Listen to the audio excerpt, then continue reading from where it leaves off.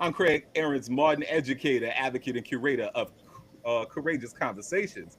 Whoo, this heat done got me, y'all, but this space is actually gonna be refused for those who shrink. I'm just saying. So get all the things you need. Make sure you got a nice beverage, courtesy of a little bourbon tonight, or if you don't partake in that, whatever it is that you do, do what you do and do it well and do it with folks. Tag somebody, let them know, hey, it started, so that everybody can be in the room. And tonight we're gonna go live. We're actually alive now because you're gonna see us right now. There is a gathering of beautiful black men who I regard and live for in each of their unique ways. They are coming from all across the country: leaders, educators, mentors, coaches, creators, angelic troublemakers, y'all. And none of them, not any of them, have an issue with talking about truth, speaking truth to power, and sharing a little bit more about what they're carrying. Tonight is actually bigger than a panel conversation. This is actually a sacred space where we get to share laughter, lament, reflection, and release. So grab your journal, your favorite drink, your hoodie. If you're wearing a hoodie, I just want to know what's going on in your situation, because it's like 1,000 degrees everywhere. But you don't need to wear anything, but what is comfortable to you in the skin you're in. And just know that tonight is actually a great conversation for all. So please enjoy this ice cold cup of courage. Let's go and brave it together. So, just in case you didn't know, it's Black Men's Mental Health Month, and this conversation isn't about saving face, it's about saving lives. There are men and teens and young boys who are listening today to this conversation, and we are hoping that maybe one thing that they take from this conversation may give them the courage to actually step closer into their destiny. We're here to disrupt the myth that we have to be strong and silent. We can be soft and sacred, brilliant and brave all at once. And so let's introduce the kings who are joining us tonight. And so I'm going to go ahead and turn it over to Bernard King. Thank you, Craig. I appreciate you having me in this wonderful space. I appreciate it. My name is Bernard King. I'm going to be authentic and straight up. My name is Bernard King. I'm from the Mission Hill Projects. I am actually a survivor of housing insecurities myself. And I am the co-founder and executive director of United Colors of Survival, which is a nonprofit that me and my co-founder launched, specifically dedicated to teens in the city of Boston, Massachusetts, dealing with housing insecurities themselves. As I told you before, I'm a survivor, and I'm super happy to be here. I'm going to kick it to my man Joshua Warren in a second. I just want to say one of the things that has got me going, I guess, this week or right now is that my son, who's 7 years old, started soccer for the first time in his life on Sunday, and he scored 3 goals. So I'm saying, I'm just saying, I'm feeling good. You know what I mean? So now, thank you. Nice, nice. So, thank you for that introduction. I am Joshua Warren. I am actually from Tulsa, Oklahoma. I am currently living in Maryville, Indiana. And I am the founder of the Dream Incentive, where I help leaders and creatives that are conditioned to survival mode break free, rediscover their purpose, and unlock the version of themselves with their lives, their business that they've always dreamed of. And so something that I am kind of really striving towards is, focusing my attention to creating spaces where individuals can be free to, really dig into their work and discover what is most important to them, what's been overwhelming them, and then actually, put in the time and the effort to, decide what they no longer want to allow to hinder them and to really, move towards what they want to see in their lives, on a day-to-day basis. And so I'm excited to be here. How I'm showing up right now in this moment is, excited, just really excited to share in this conversation. And so I am going to go ahead and introduce Mr. James O'Neill. Hey, what's up, everybody? I am James O'Neill. I'm a former former teacher, specifically math teacher. I was in the classroom for 15 and a half years. And 2 years ago, I started my full time business endeavor, Mastery for All. And what I do now is support the mastery of mathematics teaching by providing professional development, coaching, and consulting in the space of mathematics. I'm also a speaker as well. And I do all of that, singling and highlighting the brilliance of our Black boys, because we cannot say all and they are not a part of the equation, and that is of mastery. And so, currently living in Charlotte, North Carolina. I'm on a planning retreat here in Wilmington, North Carolina. I see that, Bernard, you snap, so I don't know if you got ties to the QC or whatever, or North Carolina, but yeah, super excited to be here. One of the ways that I'm showing up tonight is grateful, just grateful to be in a space talking about what we're going to be talking about tonight. Something that may not be lifted up as much as it should be lifted up among Black men. And one thing that really is bringing me joy is it was before we hit 100 degrees getting outside. So I love going to a park and just releasing. And just nature is where I really find my joy and where I see God and all the connections and everything. But we trying to stay inside for a little bit during the season. So I'm going to turn it over to Vladimir. All right, thank you, James. What's up, everybody? My name is Vladimir Lusant, aka Vlad the Bull, your number one Embrace coach, motivational speaker, author, and founder of the Embrace Framework. I'm a retired state trooper in the state of Massachusetts, and now I'm a men's coach and motivational speaker. I empower men to help embrace their trauma and pain and discover their true identities and become present and effective leaders in their personal and professional lives. So I'm excited about this work because I get to do exactly what God's called me to do, which is work with men and help them heal their wounds and become the best version of themselves possible. This is work that I've been passionate about, just from drawing from my own personal experience, my own lived experience, and now I get to give that back. So, man, I'm just excited. I'm excited to be amongst kings. I'm excited to be amongst brothers who are like-minded, who are also hungry and passionate about having these conversations with men. And one thing that's bringing me joy these days is my son, my 2-year-old son, man. He's 2.5, and the boy's got energy. Okay. All right. Making me feel old. I'm young, you know. So just seeing him, being able to pour into him and give him things that he deserves that have not been given in our bloodline, were not available in our bloodline. Man, that's what brings me joy, is breaking those curses. So yeah, man, that's me. I want to kick it over to my man Mike Teasley. Hello, everyone. My name is Mike Teasley, originally from Washington, D.C., but currently rolling out here in Logan, Utah, as I just accepted a new role here at the University of Utah State. And listen, I'm excited to be here for this opportunity to talk with these gentlemen and share the importance of mental health. I've been a coach for 25, almost actually 29 years now. And I've spent my lifetime giving to young men and young women and giving them the opportunity to reach their great dreams and giving them the resources and the foundation to, as they grow and mature in their lives. You know, and what appeals me about this and being with this incredible panel of men is, as adults, when we pour out, being able to understand and recognizing how we get fed back to ourselves. I'm looking forward to be fed in this Zoom call with these guys here. It's an amazing opportunity for that. Just excited to be a part of it. And I'll kick it back to you, Craig. Thank you, Mike. All right, so I'm curious for you, wonderful gentlemen. For me, this is bringing me joy because this is actually an opportunity to be in community again with men I revere and regard. And I know that every time that I get to go to a convening where I'm breaking bread, I'm having an opportunity to just kind of kick back, have a good meal. Juneteenth just happened, so we was outside. It was a beautiful thing. And I'm just curious, what is keeping your vibe right these days? Well, I'll start, I guess. It really, for me, it's been hanging out with my people, really tapping into my community, and giving myself an opportunity to, just let my hair down and be present. whenever I don't have to think about, work or the grind or the next thing that is on the agenda, and I can just be present and, give myself an opportunity to socialize, see what's going on in the world of other people in the community, and see what they vibe into. That really, kind of moves me, and gives me that joy that I need to just like keep going. You know what I mean?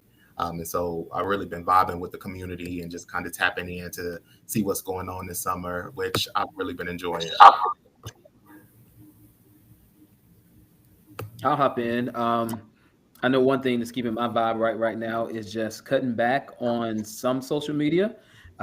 There's just a lot going on right now in the world, and based on your algorithm, you're going to be exposed over and over and over to the things that either make you happy or make you upset. Either way, you're going to get it regardless. And so I've been specific about just cutting some things off. I literally downloaded an app, put it on my phone, and it restricts how much time I spend on social media a day, and it's been something that like keeps me grounded. I know I don't. I already have enough things to worry about, and there's always more to worry about, right? And so why continue to add to the list? And so like I really have been using that to just stay grounded in what really matters. And there's going to always be something that's going to throw you off. Well, I just jumped back in. I lost sound for a second, guys, but let me tell you what's keeping me vibing right now is just transition and opportunities that is just happening in my life at this point in time, and is impacting so many people around me. It's been so much clarity through some of those things, and and just family. We're a very basketball oriented family, and so what I did this spring and summer was combine my siblings to be in a coaching innings with me. And it's just changed the dynamic for our family. So it's just been a really good time frame in my space at this time of year. I'm excited about it.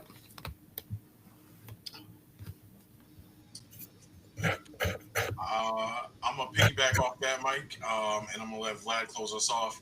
So one of the things that's really kept my vibe right, some of you may have noticed, Craig has actually been sharing it as well. I'm also one of the leaders of TEDx Roxbury, and so I can officially say now, we had 8 wonderful speakers hit our stage this year on May 3rd, and I'm going to say about 7 of those videos are up on YouTube now. You can view them on the TED YouTube page. You can also YouTube, TEDx Roxbury, but we submit to TED, and then TED puts those videos out on the larger platform. So really celebrating unheard voices, Black voices in our community, in the Boston, Massachusetts community. But honestly, our voices are from all over. We've had speakers from Atlanta. So I'm really excited about that. It's really kept my vibe high because James is right. Social media is just in a whirlwind right now. So to be honest with you, to be promoting positivity and hearing these wonderful Black people get their speeches off and really get into their vibe in space is incredible. And I love being a part of it. Really brings me back to the day of when I was screaming at a whole bunch of people, but we made it work. You know what I'm saying? I managed the hell out of that stage. We made it work. And now that those videos are up, I honestly feel like my students have graduated, and now I'm excited to see them on platforms like this, doing talks and stuff like that. So I'm excited about it. Yeah. To piggyback off of what Brother James said, I think one of the greatest pieces of advice that I actually got from you, Craig, was to stop watching the news and to stop and to curb that addiction to doom. Doom addiction is real, you guys, and it has actually been so rewarding being able to spend more time in the present rather than spending it in suspension and wondering what's going to happen tomorrow, what's going to happen today, or what's falling where. Like I'm not even worried about it, right? Allows me to be more present in my work, allows me to be more present in my family, and just being able to be present in the moment when I'm having these meaningful conversations with my family. You just realize how much we're really missing when we got our nose buried in our phones, right? And we've got our minds wandering in the clouds somewhere. So it has just been a blessing to have that. One little switch can make a world of a difference. And that and connecting with men regularly, it's something that I really pride myself on doing. And I have men that I tap in with every week, every day. And just being able to just talk about real stuff, not having to perform and do any of that stuff and Yeah. and, and be authentic. That is what's giving me super good vibes. and it's given me life. Mhm. Well, I want to go ahead and lean in. I am really thinking about two things. Kendrick Lamar's I got power, poison, pain, and joy in my DNA. And I recognize that there's a whole month dedicated to our power, maybe some of our pain, not necessarily the poison so much, and the joy in our lives. But I'm curious for you, this month observance around Black men's mental health, what does that mean to you, if at all?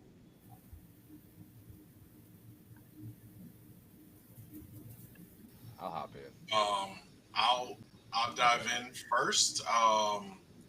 So I actually I'm gonna be totally transparent. So I actually deal with and have suffered with or been dealing with anger management since I was about 16 years old, on and off. Um, I first realized that I first acknowledged that I really had it when I was about 18 years old, when I was just being a guy. And instead of like expressing that I was angry about something or telling people what I was angry about, I'm sure some of y'all can relate to this. I was running around punching walls and showing off like how strong I am and stuff like that, and it was actually harming me because I was hurting my wrists, I was hurting my knuckles, I was hurting my fists and stuff like that. So I guess it was a small form of self harm. I would never try to act like I'm one of those folks that truly are self harming, but it was a small Mm, form at that particular time in my life.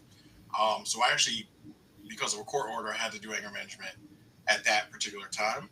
Fast forward to legitimately summer of 2024. I felt like I had a really good handle on my anger, but for whatever reason, towards the end of the summer, I kind of was losing the grips on it. And so I was outside. I was outside doing stuff that I probably shouldn't be doing. I was challenging police officers into shouting matches. I was threatening construction workers. It was not a good look for me personally, because, like I said, I have my wonderful son. I like to be around for him personally. So I actually have two therapists now. I already had a therapist before, but I have two therapists now. One of them is a black woman that challenges the shit out of me, honestly. Really makes me think about all the anger that I have pent up. And yeah, I mean, for me, it's extremely important. I'm very vocal about it. I talk to my friends about it. I talk to my close friends about it. Actually, I go to the gym 4 times a week. I try my best to kind of like offset it to make sure that I have a handle on my anger. And like even still, even on Juneteenth, somebody decided to try me, if you want to say. mm, Unfortunately, it was a black man, and I just like I was with my son, so I was like, you know what? I'm gonna let you ride right now because this is not the setting for that. But to be honest, it's really growth. Like I'm really like growing into like being able to walk away, being able to not engage in that conflict that I used to really, really, really love. So it really matters to me personally because I know there's a lot of us going through stuff like this that we just don't speak on. There's a lot of black men in my family that don't speak on the stuff that they're going through, and like I really wish they would, but you know, baby steps, baby steps. mhm. Yeah, I want to piggyback off of what Bernard King said. Men's mental health, Black men's mental health month especially is important to me because the the majority of my motivation to do what I do now is stemming from years and years of observing what I didn't know was mental health disorders and challenges in my own family. Um, when you take those questionnaires and they ask you, has anybody in your family, it's the ACE questionnaire, and they ask you if anybody in your family suffered from mental illness for many years. If I took it, I said no.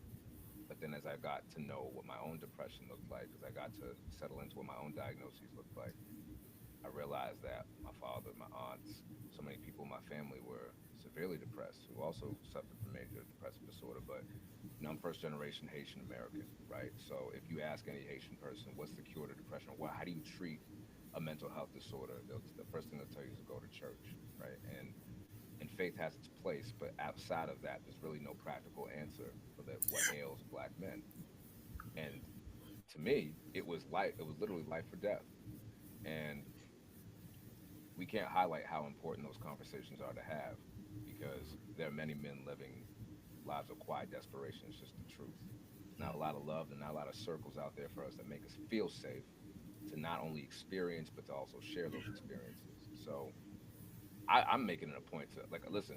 If you're gonna be homies with me, you're gonna be uncomfortable. We're gonna be talking about everything. I want to know what you did from sunrise to sundown, because I was at a point in my life where if somebody wasn't checking in with me, I could have crashed out seriously, like on an hourly. So I don't even every month should be Black Men's Mental Health Month. Every minute should Yes. be Black Men's Mental Health Minute. Like there shouldn't be a month, a day, or a week dedicated to. We need to dedicate our lives to spreading this message and to practicing brotherhood in a different way through a different lens. So yeah. Yeah, I want to actually piggyback off of Vladimir as well. This is what Mental Health Month, Black History Men's Mental Health Month means to me. Is just I didn't know what it meant to me until this year. You know, I've spent maybe the last 3 or 4 years what I call in a fog. Like I've been in a space that has been so overwhelming that you isolate yourself from everyone that you love. You isolate, you pull away from things. You find yourself looking for things in wrong places. You out of your character and those type of things. And trying to do that and also trying to pour into others has been so exhausting. Like, how do you get fed back into? And it just took a very good friend of mine to recognize and said, Mike, you know, it's been several years that we've known each other, and you've been going through the same issues, different scenario, but the same base of problems. And it led me to get therapy. It led me, which I didn't believe in the beginning of getting therapy, because I come from a background that, you know, we don't do therapy. And so to step out and do that, but then to understand where that comes from in therapy. It's not just a step to take therapy. You know, I had to also learn that maybe I need to see a psychiatrist and those type of things. And who has those conversations? Some members in my family think those are the same. And so, you know, I had made a decision in the beginning of this year to take some steps to address mental health in my life. And since that's happened, so many things has changed and my mind is just cleared. And so, you know, having the opportunity to be on panels like this is a must, because I see people every day in my life that go through the same things quietly and have no outlet to talk to someone and don't feel safe to share those things with. And we have to step on these platforms to have that in the position of power that we are, so other young men and Black men know it's okay. It is okay. And you're not by yourself. I did not understand that I was not by myself. World of a difference that made for me. So, I mean, listen, I think it definitely needs to be a focus on this every month. And we all should all continue to check on each other, because it is much needed for all of our young Black men in this world. Yeah. Yeah, and get Go ahead, James. okay. Yeah, I think about these months and these themes that we dedicate to, and mine just goes back to friends that may not have been as close to me, but I think about two people that literally committed suicide because they didn't feel like there was any hope at all. And I would have never ever imagined those two individuals doing this. And so I think about their silent journey. One was a female, black female, one was a black male. And, when I was growing up, and I'm not even that old, I'm 41 now, but just suicide was it wasn't the option for black people. It just didn't seem like that's something we did. And as you look at what's trending now, the numbers that are going up among those that are committing suicide, it is just trending towards there are more and more people that look like us that are doing it more and more. And so I think about the silent struggles that people are going through, and then I like what Mike and Vladimir are saying, just checking in on your friends. Like I'm glad there are certain times we have themes because it'll remind you to just be like, sometimes these conversations can be surface, but no, like, how are you really doing? What are you really thinking about? Like let's really talk about the thing, because there is no way in the world that you're going to call, I'm going to be your best friend, and you take yourself out because you don't feel like there's space for us to talk through, or I can't help, or whatever like that. So I mean, this is what we fight for. We fight for one another, and just also us having a space to to give as well, and be held accountable also, because we all go through situations and circumstances, and life has a way of just making you feel like Mike said, you're the only one going through that. And that's why accountability is super important in these spaces, because it's a lie, but you'll get caught up believing that lie because you're alone and you don't have anything or anyone to combat that. And so I really think about that during this time and holding people accountable. Yeah, just kind of piggybacking off of that, like during this month, it really helps me to stay rooted in my brotherhood, and just kind of leaning in and making sure that not only they're good, but they understand that I'm good too. We're living in a crazy season. It's a lot that's going on, just kind of how you were mentioning earlier, and so it's really easy for us to get lost in the day-to-day shuffle and in social media, and what's going on in the world. And so really keeping at the forefront of, how is it that I'm doing? How is, how are all of these things impacting my mental well-being? And am I able to really sort through that noise to, continue to motivate myself and move myself forward, so that I'm not just falling stagnant or, falling short. And then how are my brothers doing? Are you on that same journey? Like, are you still, moving forward? Are you still feeling confident within yourself, or are you dealing with something that you need to address and just don't feel like you have that support? And so tapping in, and reminding not just myself, but my brothers as well, to tap in with each other to make sure that we have that space and we have those conversations, so we're not feeling like we're isolated and fall victim to all of the noise that can easily drown us out. What I will add, the origin of this conversation came about. It actually started. I talked to Mike first, and he and I were doing some catch up, and we are just talking about our own journey of taking care of ourselves, and what are the what are the stories we're running away from ourselves. Like, we have told ourselves this story, and now we're doing the work to actually capture an essence of like who we're destined to be. But there was a very pivotal conversation I had with a brother from the city who is a very big figure, and we were breaking bread, we were having lunch, and he shared with me he was sitting on a panel, or he was sitting in a room actually with Vladimir, in that same room, and he was talking about the different variations of manhood that was on display. It was like, this is the exclusive C-suite edition of Black men's mental health. And for many of us, we don't have access to those spaces in the same way. It's at, in our barbershop. It might be at the bar. It could be that you're playing ball, and you might just slip up and say, "Yo," like the latest season of Survival of the Fittest, where Rome is like, "Look, I hate to say this out loud, but I think I need to see a therapist because something is not going right." And what I found so interesting is, like, I've been doing therapy for probably a decade. A lot of my desire to get support was, I didn't want to suffer in silence like my father did. My father, U.S. veteran, Army, from Mississippi, 70 some years old. And now my dad is looking at his life a little bit differently because he's no longer as independent as he once was. He's looking at the world in a different, just different colors and textures. And now I'm seeing my father emote in a way that I've never seen. And I really feel for him at times, because at one point he saw his son on an emergency room where he had died twice and came back to life.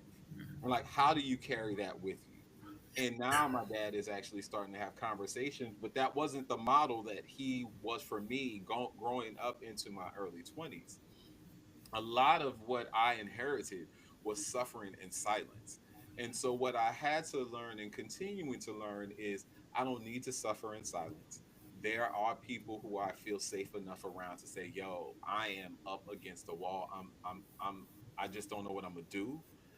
And I'm also appreciative that in many pockets, I've been able to talk to some folks who were here and a couple of folks outside, and just be able to say, "Yo, this is really hitting hard on trying to live out what Black men should be that we see on YouTube and IG and whatnot. And I'm like, I'm tired. I need to put this cake down Mm. because it's inauthentic to who I'm supposed to be.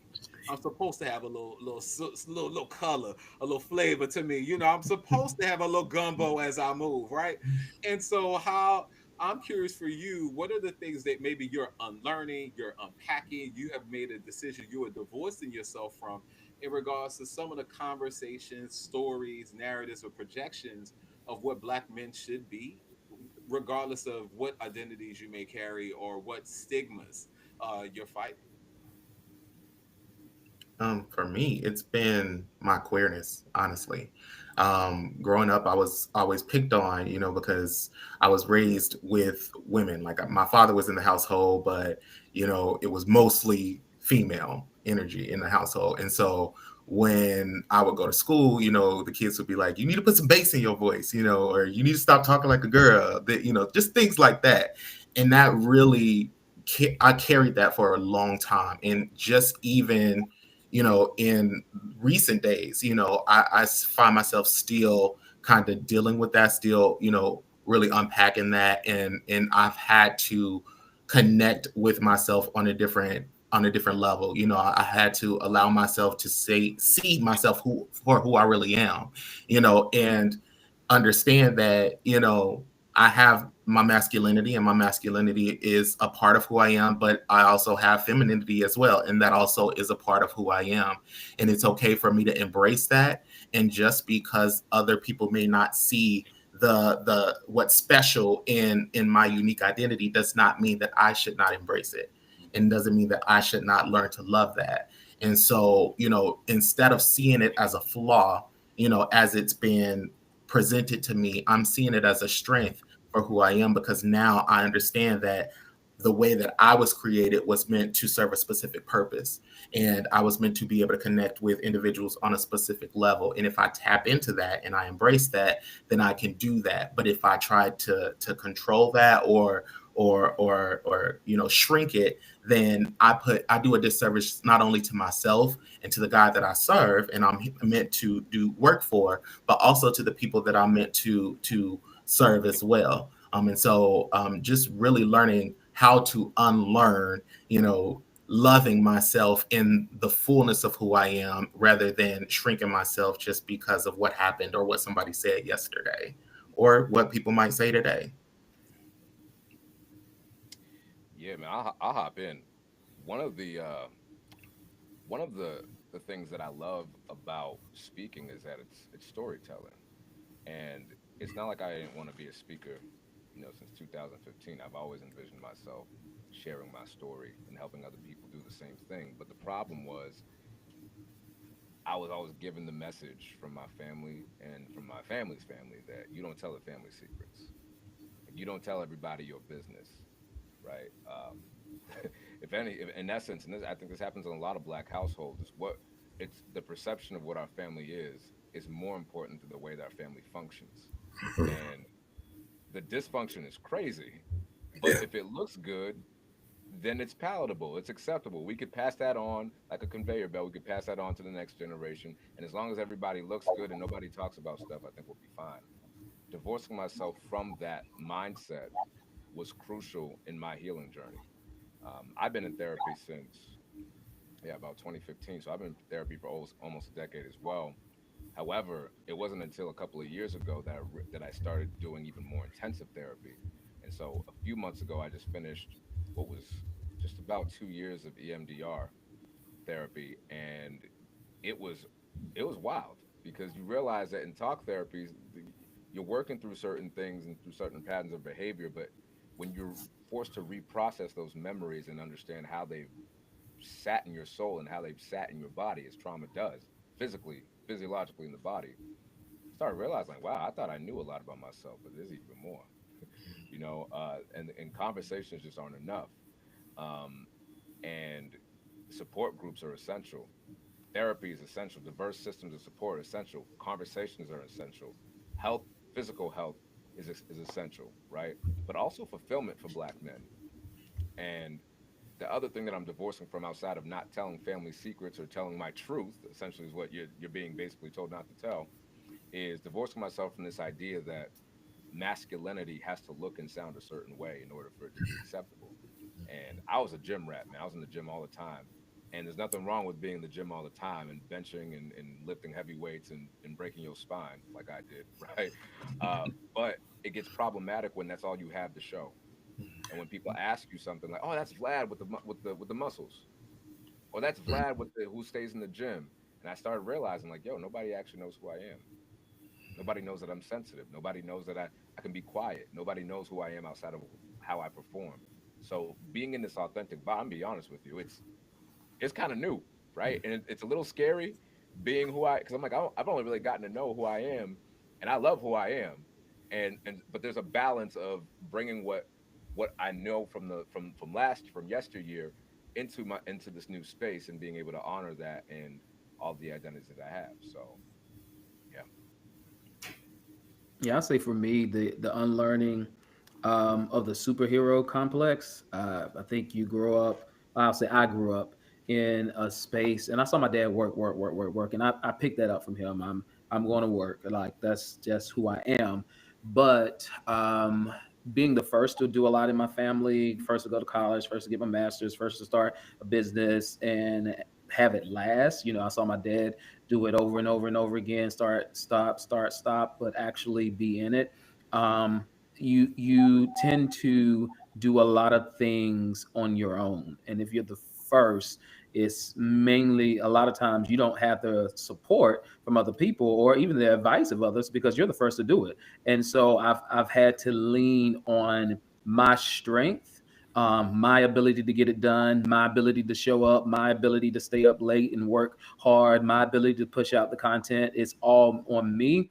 And unlearning that because you you have a limit, and even when I think about, I'm a man of faith, and think about God and church and everything, there was a mentality even in the church that, like, you can do it all, like I can do all things through Christ, and so this mentality, like, you can and forget that you don't have to, and you won't be able to do everything, and that you need someone sometimes. And so everybody's talked about therapy, and I guess to 2015 is that time to start. I don't know, but that's kind of when I started my journey as well. And I came into a situation, and I was like, I can't talk to nobody in the church about this. I can't talk to nobody in my family about this. I got to talk to someone else that is trained to hear me and don't know my story, and just can be able to pick part and allow me to see what I need to see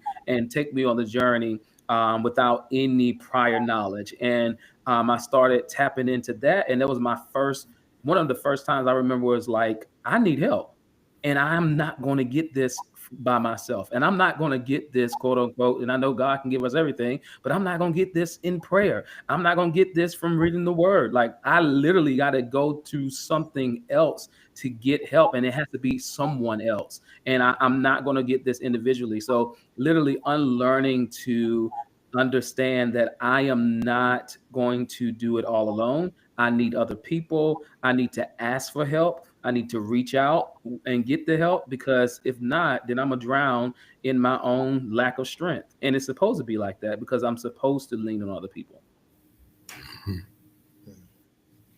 Yeah, it definitely has me think about Kirk Franklin, who just had the conversation, right? About, I think Kevin Hart had made a joke about him on the BET Awards. Yeah. And I think he started out like, yo, can't, like, you got to make sure you clear on what you wearing and how you wearing what you wearing. And it's like, well, what are we saying here about, you know, how he's showing up? How does that, why is it that we have to have faith look like a certain way? We're seeing different ways that from TD Jakes, started wearing jeans, and people were having a problem, like, oh my gosh. And I think about Michael Todd, I think about Pastor Mike, some of the folks who I follow, and sometimes learn from, that this notion of what black men of faith also must look like in order for them to be digestible to the faith community. And I know I'm definitely experiencing it in some different pockets, because I'll put on some Air Force Ones in a minute. Yeah, I think I'll jump in on that. Listen, I think what's happened with me is understanding now that you don't have to be everything for everyone else, and just really taking a step back, and really just kind of centering to what I need and what yourself need, and then in doing that, you learn the patterns that's in your family, and you can see it in your siblings, and you can see that how we process these things, and so you know this time, like even this panel is this. I'm listening to everything that everyone said. Is I share all of that. It's a little bit of me in all of that, and I think things like this is what we have to be able to do, to kind of take it back and connect with people in that way. For this, like even today, I have my siblings are watching this. I want them to watch this to understand that it's okay to be vulnerable, to talk about it. And just like I said, it's not sharing family business. You know, that keeping that family business is keeping us in bondage and is not allowing us to work through some of these things that we need to work through. I in therapy, I have things that popped in my head that I have forgot about from childhood years that I can see the connection to now, to the Michael now.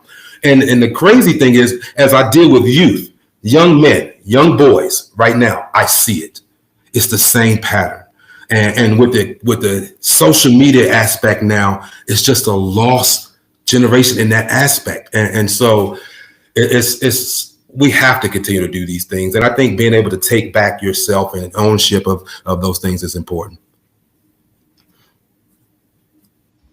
I'm curious for you.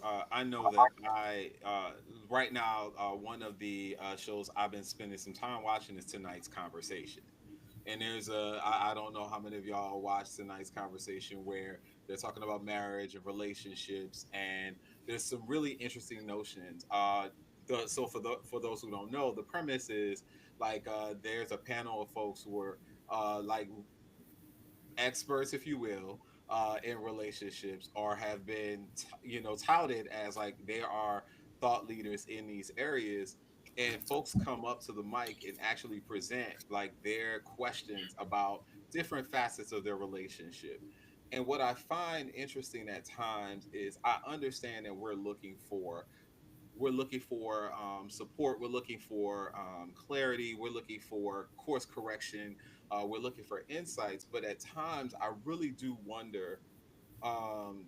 While I'm grateful for the space, I'm also wondering, well, what are some folks suffering in silence about? And so I'm just curious for you whether or not it's something you personally experienced or something that um, I'm dealing with a lot of young people right now who are streaming on TikTok and whatnot, and like that's their guide on like how they should operate as human beings. This is how I need to show up because these different people who I'm watching, I'm digesting, I'm consuming, I am following, I'm subscribing. Like I want to actually, be a model of whatever that monolith is, and they don't understand behind the scenes that's not really how life is. That's not who they really are.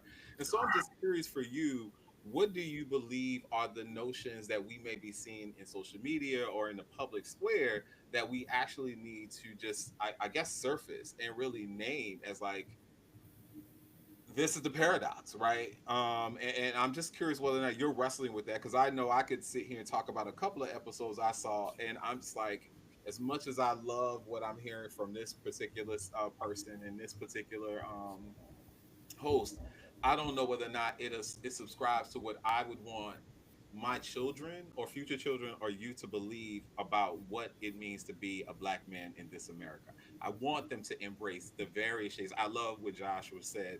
I too am queer. So I'm like, I want you to embrace all of that.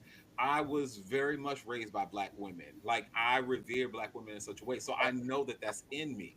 And I'm not going to ever shake that off. And so I'm just curious for you, what are the notions that we may be seeing in social media that you really want to call out and call in, and make sure that, for anyone who's listening to this, that maybe they think differently about why they are subscribing or modeling their lives after those figures.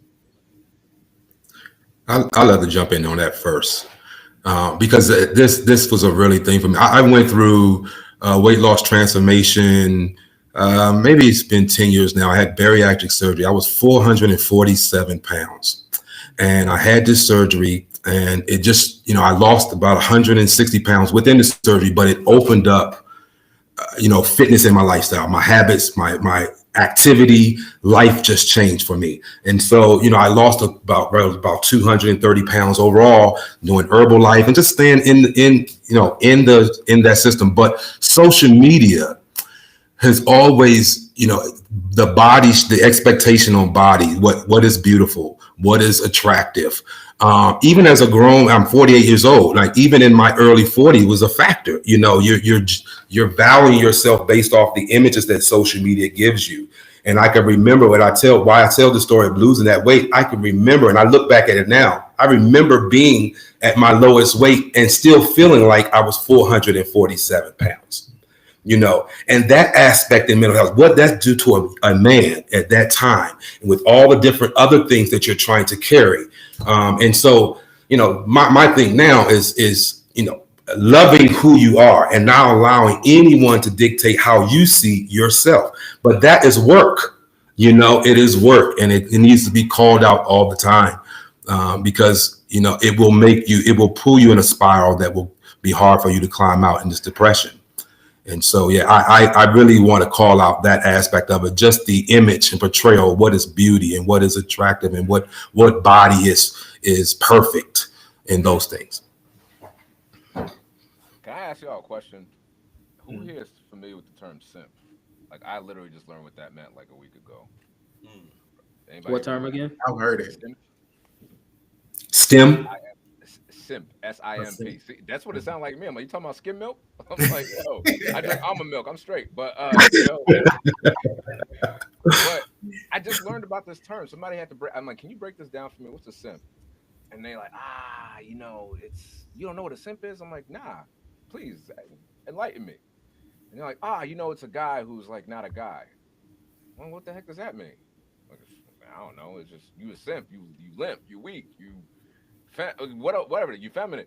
I'm just like, I'm not even that old, and I'm already out of touch with all this lingo, man. I only just started using crashing out correctly in the car. I'm like, dang. I thought crashing out, man, you literally crashing, but I think what's still troubling, there's good and bad, right? What I see on social media. For example, if you go on TikTok and you're a creator and you go to the creator search insights, you start to see what your followers or people who are in your ecosphere are looking for, topics they're looking for more clarity on, what the content gap is. And almost 99% of the time, the first top 10 categories have to do with mental health. How do I heal? How do I cope? How do I forgive? How do I seek God? Like all these things. But on the inverse, there's also words like simp, and I don't even know what the words are anymore. But there's still the culture's battling. Like there's a almost like a civil war within masculinity itself. This collective consciousness where men are trying to be, which we're trying to take off our capes, but not too much. It's like we're trying to take off our capes just so we can reveal our six pack and our huge packs. And it's realizing that you can take off your cape and you don't have to have anything else but yourself underneath, right? Yeah. And I think it's encouraging that more young people in this newer generation are understanding that masculinity, first of all, it's toxic as we've been traditionally taught it, and it definitely doesn't operate. Even though this is what it's been in society, it's not functional, right? It's not sustainable. However, I think that collective consciousness is also asking the question, like, well, then if we know this definitely ain't it, then what is? And so I think we're trying to figure that out, and I'm encouraged by that fact, but I'm also kind of confused as to what I want to hear more from you, Kings. Like, what are you guys hearing? Because I don't. Could somebody explain to me what a simp is, like by definition, please? I need some help. Can't tell you. We don't say that in Utah. I'm out of the classroom, so my kids can't teach me the stuff anymore. So I'm clearly out of touch, and they kept me in touch. So,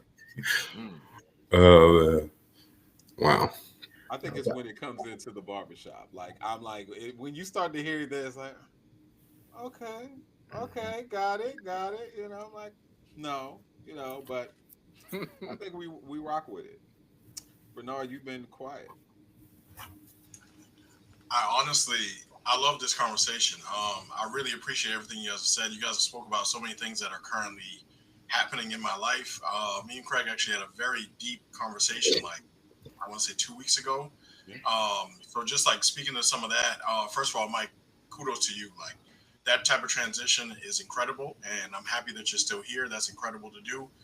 I can tell you a lot of people, like so. I actually have Crohn's disease. I have IBS. I was diagnosed 10 years ago, ironically. Literally, this 10 years ago, around this time, unbeknownst to me, I was getting ready to be also diagnosed with a failed right kidney. My kidney was inflamed. It was getting ready to explode. I was getting ready to be up out of here. And speaking about toxic masculinity and just like allowing social media and just like the notions that we've heard in the past dictate what we do. I got diagnosed with Crohn's disease. I was in the hospital for pretty much my entire summer. I got out of the hospital for a very brief stint. And then I'm not going to call myself an idiot, but I used to call myself that as I used to downplay myself. But like just allowing myself to think this is what I have to do because I'm a man and I'm strong and I'm whatever, whatever. I went to go play ball. I was on a basketball team in a rec league and I went to go play ball. And I legitimately almost died. Like I couldn't breathe, I couldn't run. I was obviously dehydrated. I had been on a lot of medication over the last like literally 28 plus days. And then I actually gave myself like a little bit of like a hernia, like just from playing basketball, trying just over exuding myself, trying too hard. Literally 3 days later, I got a call from my doctor to tell me I needed to admit myself back into the hospital because I had this like over large kidney and it was getting ready to explode. So I say all that because what I've really been learning is that everything I'm going through, just like Mike was saying, everything that I'm going through is relatable to everybody. You know what I mean? Like I spoke on being a survivor of housing insecurities before. I had a conversation with my baby sister 2.5 weeks ago. That was 3 hours, and this was our first conversation in 15 years. So like being able to reconnect with her and hear what she's going through with her wonderful young life. Vlad, I'm not gonna hold you. These young people be throwing me. I don't know what some of the stuff they be talking about. I don't use words like cap. I don't do that stuff. I'm from the era where like if you don't know what somebody's saying, you just shut up. You know what I'm saying? You just be quiet. It's just let that go right over your head. So, but I do have positivity though. I will admit, like, some things we've touched on. Joshua and Craig, you've touched on your queerness and stuff like that. Like my mother is a gay woman, is a gay black woman.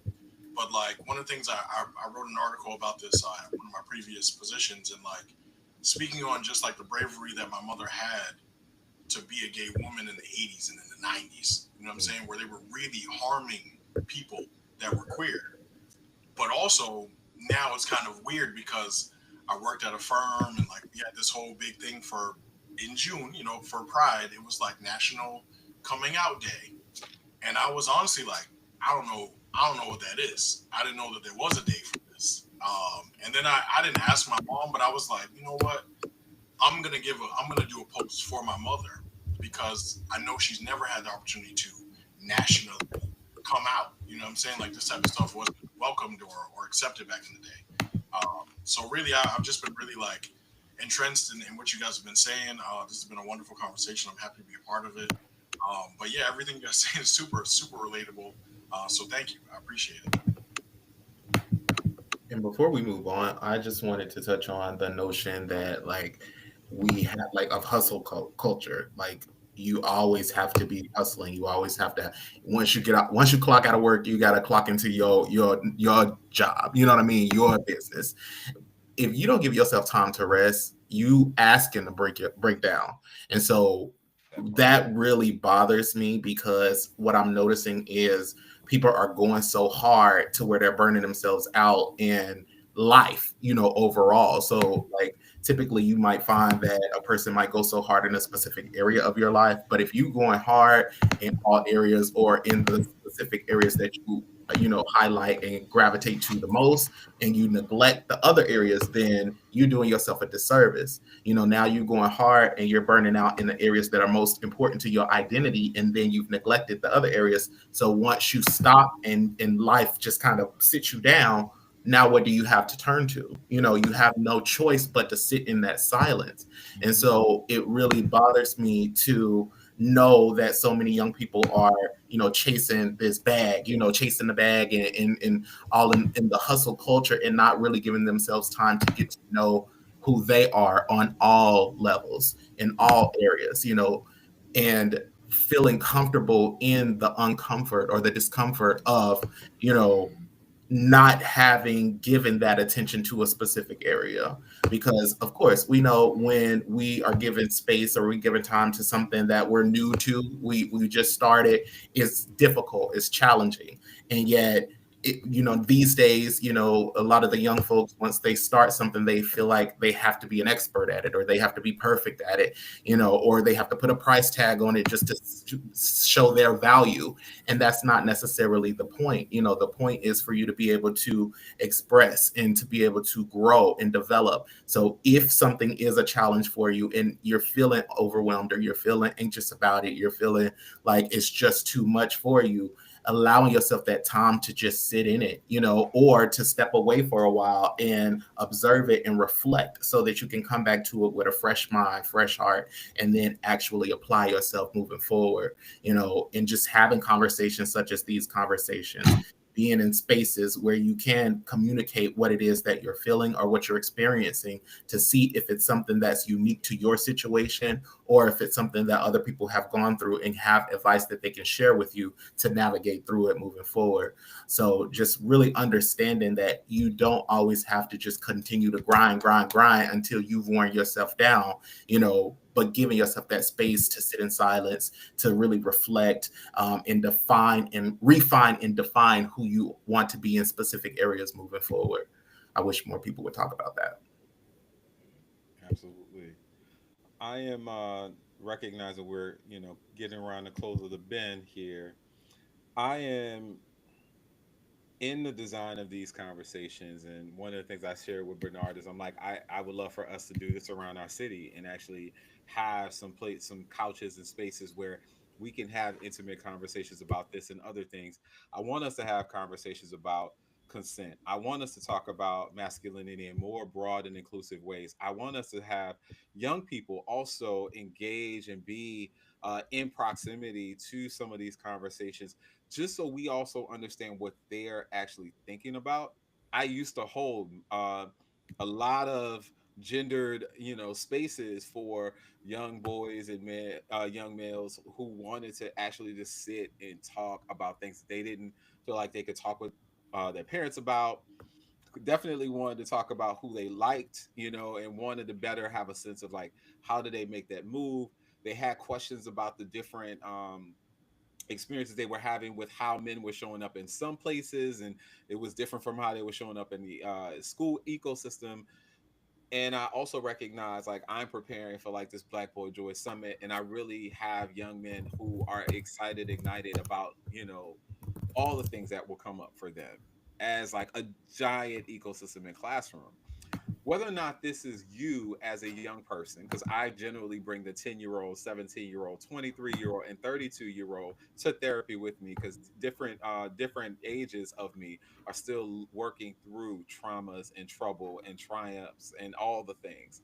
But I'm curious for you whether or not this is for you, or whether or not this is for a loved one that you have, or whether or not this is actually for um just someone who is in the audience who may hear this, whether or not it's tonight or will hear it in a replay. What is it that you want them to hold on if they hear nothing else tonight from us? For each of you, what is it that you want to hold as a message of clarity, a message of curiosity, a message of inspiration, a message of direction that you are hoping that young Black and brown men will actually take from this, ages young all the way to wherever they are in their lives? I would honestly say, sorry, me and you, Josh, again. It's good. It's all good. uh, um, I will honestly say that I think there's a theme that I've heard even in our talk time before we came on, is that you can't do this alone. It's so easy to make yourself an island. And if you're an island, whatever messages come to you, you have to be the person to decipher whether it's factual, whether it's true. And when you're an island, it's easy to believe a lie. And you will not be able to reach your highest potential by yourself. Even as a man, even as a man of faith and man of God, whatever, there is in no way, shape, or form, even Jesus came to the earth and did not do it alone. Like, and so what makes us think that we are going to reach whatever our destiny, our potential, the full expression of who we are alone is a lie. And I just would encourage any and everybody listening to make sure that you get the help that you need. Find the help that you need. Find a person to talk to that is not you, because you do need community. We all need community. And if we're going to be our best selves, we cannot be our best selves alone. And I was going to say that it's really important for us to feel comfortable in where we are in the moment. You know, I, a lot of us, we are always thinking about what we're working towards, what we're aspiring to do, or what's coming, what's to come. If you live in the future, then that causes anxiety. And so it's okay to be present in where you are right now. Like if you are working towards something, it's okay to just dive in and dedicate your time and attention and energy to that thing that you are focusing on to improve upon, instead of just automatically wanting to jump to the end goal or the end result. It's okay to be a novice. It's okay to be a beginner and to allow yourself to put in the 10,000 hours or 100,000 hours that's needed for you to master that skill, master that gift, and give yourself grace in where you are at the moment, because it oftentimes we don't receive that grace from the rest of the world. We don't have that space to be able to just sit in where we are and allow ourselves the ability to improve and to grow. And so carving out that space and honoring where you are in each phase of life, especially if you're going through difficult and challenging transitions, you know having that space to be able to navigate comfortably and giving yourself that grace to understand that I may be here right now, but I'm not where I was yesterday, and I won't be here forever. But while I am here, I'm going to focus my attention and my energy on continuing to move forward every day. So I'm going to give a little bit, a little bit, a little bit, even if, I don't get everything done on my to-do list. Even if I got a fraction of that done, that's one step closer to my end goal than I was yesterday. And so really taking that opportunity to just hone in on where you are in the moment, rather than, focusing on the end goal or the end result always. Yeah, yeah. Oh man, I needed to hear that, Joshua. So thank you. Um, I'm gonna put that on my bulletin board on one of my big sticky notes as a reminder. I just gotta say two things to anybody that's listening to this that needs a word. I've had to tell myself and teach myself this. Still teaching myself this. Embrace yourself in your story. Number one, and the definition of embrace I'm talking about is to accept or support willingly or enthusiastically. And so if there's a mental health crisis, if there's an identity crisis, there's no way out of it other than to embrace yourself. That's the literal first step. You have to accept who you are willingly and enthusiastically. Fall in love with yourself. And number two is overestimate your potential. Because I think oftentimes in life, and especially as black men, we go into so many spaces and we go into so many avenues where we're being told that there's a cap. I'm not talking about the capping that these young people are talking about. I'm talking about like there's a cap, there's a limit, there's a stoppage, there's a there's a glass ceiling layered by concrete underneath, and there's no way beyond that. Overestimate your potential, because if you're the first person in your family, like James said, if you're the first person in your family to go to school, to get your master's, to start a business, to start a healing journey, to actually start one, you'll start to realize that you're actually healing. Your healing journey is starting for you, but it's actually starting to work for people before you who didn't have the resources, the time, or the exposure. And that can be exhausting. And you're going to get to a place where you have to overestimate your potential to love yourself enough to know what to leave behind and what to take with you. So, yeah, man, I mean, if there's anything else I could say, it's just embrace yourself, embrace your story, and overestimate your potential. I'm gonna dive in here. Thank you both. That was dope. I'm actually gonna twist it up a little bit. I'm gonna speak on how thankful I am actually for the young people that over the last 2.5 years have truly empowered me by continuing to reach out to me, to look to me as a mentor. These are things that I just didn't see myself as. I'm gonna say like even 5 years ago during the heart of the pandemic and stuff like that. But as I've personally learned through these young people, and as they've again continued to big me up and look to me for guidance and stuff like that, and as Vlad was just saying, I had to really embrace myself and respect myself and understand, like, oh, I am really good at this. I am really good at explaining to people how to get from A to B, how my path went from A to C to D to E, but I was able to still make it to Z and stuff like that, and I'm still growing as we go along. So I'm actually very, very, very thankful for all the young people that have been reaching out to me, bigging me up, but also looking at me for guidance. You guys may not know it, but I am super, super impacted by y'all as well.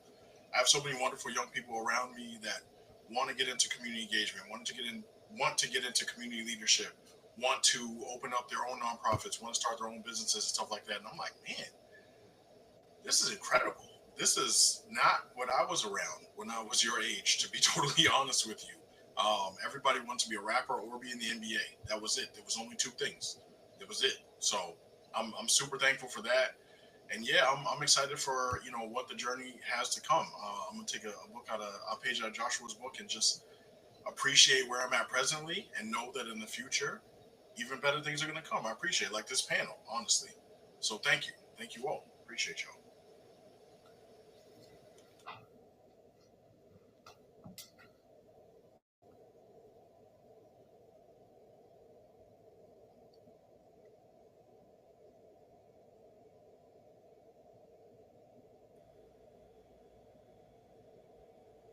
You're on mute if you're talking. Mike, did you want to try? I sorry, I muted because I was trying to text him. Uh, I know he said okay. So Mike shares this. He says, "I want young men to understand it's okay to be vulnerable, not so, not sorry. I want young men to understand it's okay to be vulnerable. You're not being soft. Speak power to your situation and be open to ask for help and do the work. You're not alone." Gentlemen, I also want to share with you some love from some folks. A couple of messages that really touched my heart that I know you can't see right now, but I think is important for you to know that you really have touched some folks. One of my best friends, he actually just sent me a text and he said, I wanted to pass along a hearty thank you to all of the brothers for sharing their experiences and their willingness to be vulnerable.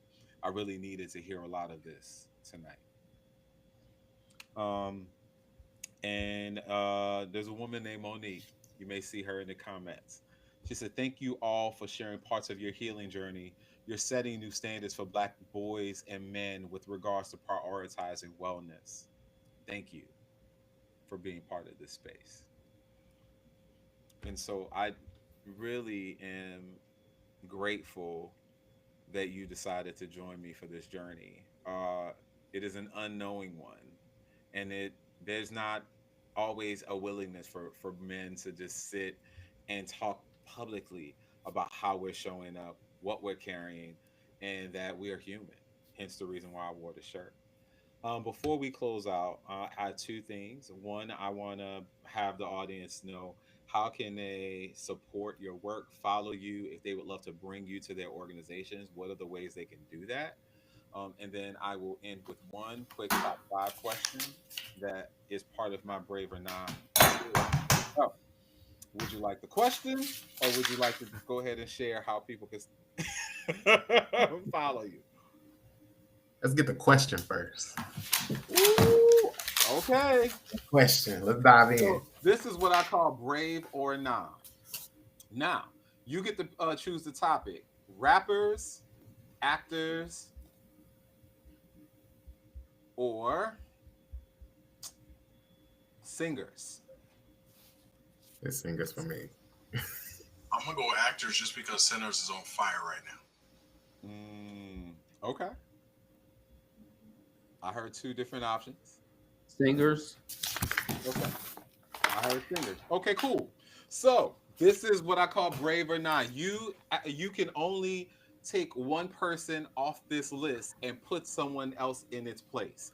Here are the top five black male singers of all time, according to someone: Luther Vandross, Stevie Wonder, Marvin Gaye, Usher, Frank Ocean. Who are you taking off this top five, and who are you plugging in? That's easy for me. I'm taking off Frank Ocean and I'm putting on Tank. Easy. Okay. Okay. Easily. Okay. I'm going to take off Frank Ocean, Okay. and I'm going to go gospel on this one, and I'm putting Daryl Coley on that list. Okay. I'm also removing Frank Ocean. All And right. this is not based on vocal talent. This is based on the full whole joint. I'm adding Babyface because I feel like the disrespect is ridiculous. Indeed. Okay. Indeed. Uh, I'm gonna have to agree with my king colleagues here. I'm gonna have to take off Frank Ocean. I love the man, but yeah, nah. I think overall, I'm gonna take out Frank Ocean, and I'm going to put in Brian McKnight. Wait, no, wait. Yeah, Brian McKnight. Here we go. Mm, I would have taken off Frank Ocean as well. I just wanted to see how people were gonna feel about it. I was gonna take him off as well. And the person who I will put in place is Bob Marley. Ah, Bob Marley, Mm. because there's just an energy. Um, Cool. So you have an opportunity to share with folks how can they connect with you, bring you to their place, follow you. Please share uh what you would like the world to know. And so I guess I'll start. For me, you can visit my website, thedreamincentive.com. That's the Dream Incentive, not the Dream Initiative. Thedreamincentive.com. You can also subscribe and follow my podcast, Inversation Podcast. If you are interested in being a guest on my show, inversationpodcast@gmail.com is where you can reach me. As far as social media is concerned, I am at coach_Warren, WARREN 06 on literally everything. Or the Dream Incentive on my business pages. So either option, DM me, you can get me. You can find me at Mr. James O'Neal. O'Neal is Oneal. That's the way I spell O'Neal. If you can't find me at Mr. James O'Neal, take the dot out and you'll find me there. Or you go to MrJamesO'Neal.com. Again, James O'Neal, Oneal.com, to look me up for any speaking engagements as far as education is concerned. And if you need support in your school with math instruction, from K to 12, I am your guide, Mastery for All. You definitely can hit me up there. yeah. I'll hop in. You can find me on Instagram at Vlad Lusant Speaks. That's LOUISSAINT. It's a lot of letters. It gets mispronounced and misspelled. spelled so many times, but you will find it because there's not a whole lot of us out there. Vlad Lusant speaks on Instagram. Vlad the Bull speaks on TikTok and on Twitter or X. Sorry. If you're looking to book me for your organization, you want me to come to your school, VladLusant.com. There's Vlad Lusant everywhere. And also, if you want a copy of my book, The Embrace Method, or you're interested in the framework, you can see more and learn more on theembracemethod.com. Embracemethod.com. Also, follow us, our new podcast, Roots and Rhythm Podcast, on YouTube and on Instagram.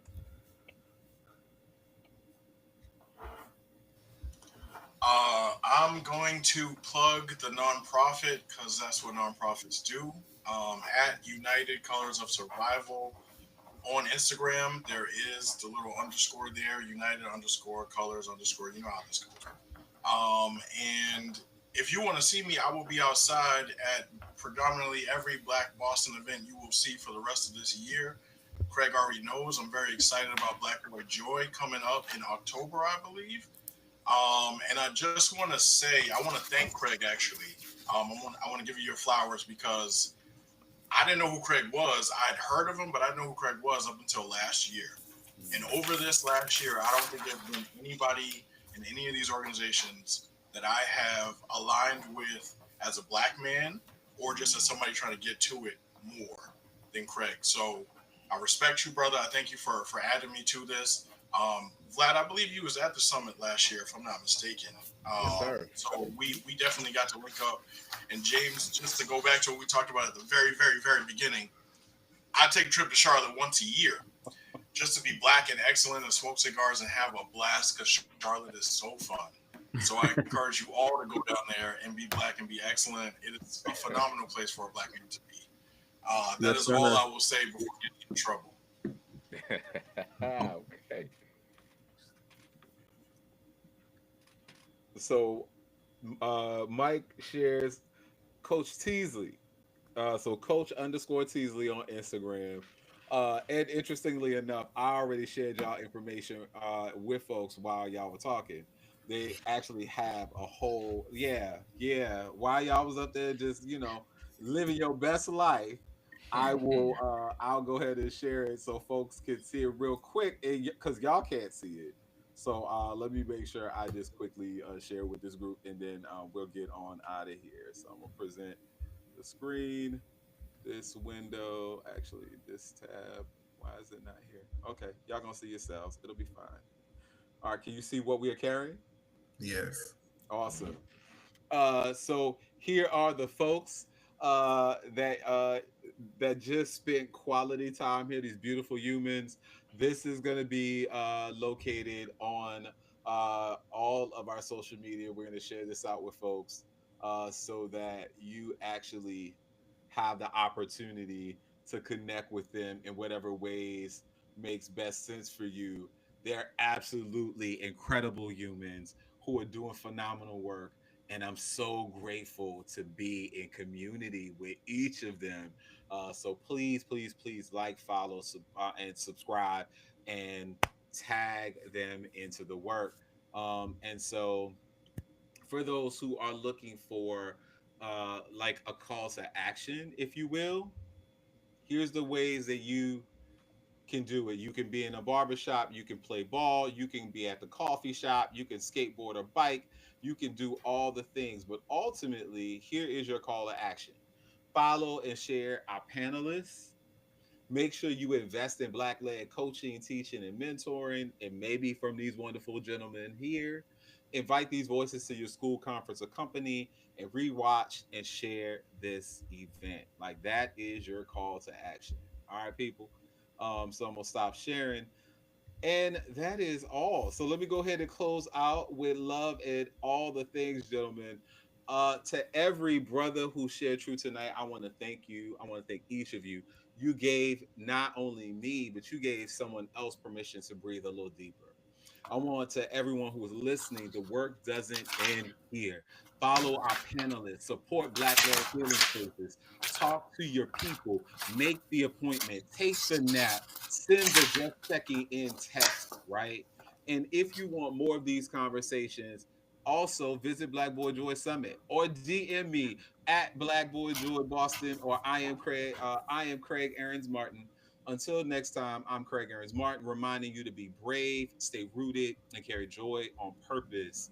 Make sure that you do all of these things. Until next time, generate your own joy, never go it alone, get free, and always love your brave. Y'all take care.